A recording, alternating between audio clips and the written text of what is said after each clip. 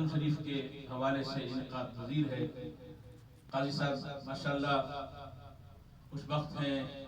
سعادت مند ہیں کہ اپنے بزرگوں کی یاد کا اہتمام کرتے ہیں، انہیں ایصال ثواب میں یاد رکھتے ہیں۔ قاضی عمر الدین رحمانی صاحب رحمۃ اللہ علیہ کی برسی کے حوالے سے، اس پاک کے حوالے سے جو سالانہ پروگرام آپ کرتے ہیں، ماشاءاللہ چاند کی تاریخ کے اعتبار سے 10 ربیع الاول کو بھی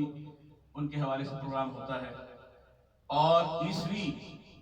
سن ہجری کے عیسوی سن کے اعتبار سے بھی ماشاءاللہ ہر سال 22 دسمبر کو آپ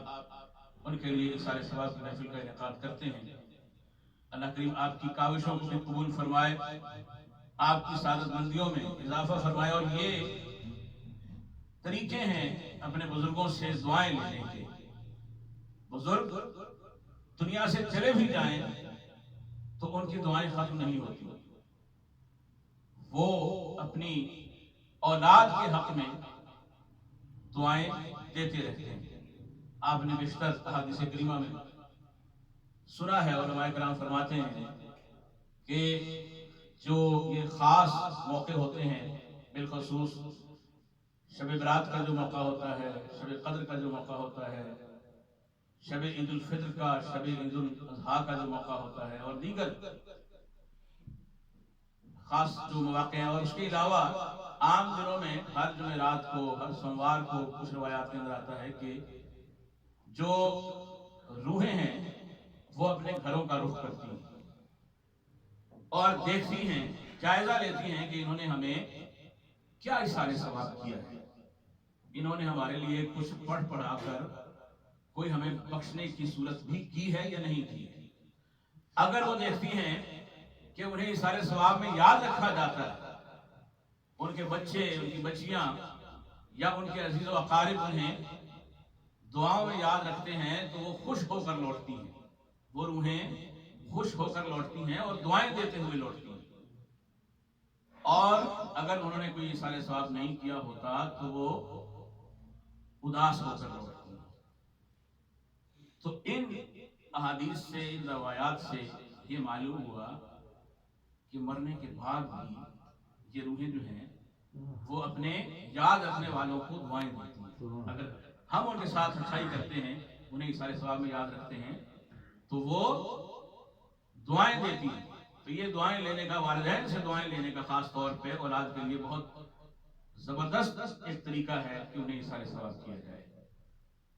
اور ان کی دنیا سے چلے جانے کے بعد ان سے جو ہم نیکی کر سکتے ہیں، اس سے بڑی اور کوئی میں سمجھتا ہوں کہ نیکی نہیں ہو سکتی کہ ان کے لیے قرآن پاک پڑھا جائے، سرکار دو عالم صلی اللہ علیہ وسلم کی ذات والا صفات پر درود پاک پڑھا جائے، ان کے لیے نوافل ادا کیے جائیں، ان کے لیے نفلی حج عمرے کیے جائیں، اور وہ ان کی روح کو ایصال ثواب کیے جائیں۔ تو مستند روایات سے پتہ چلتا ہے کہ یہ تحفے انہیں پہنچتے بھی ہیں، اور وہ روحیں جو ہیں وہ خوش ہو کر دعائیں بھی دیتی ہیں۔ اللہ کریم قاضی عمر الدین رحمانی صاحب رحمۃ اللہ علیہ کے درجات کو بلند فرمائے۔ انہوں نے اپنی اولاد کی جس انداز میں تربیت کی وہ سب کے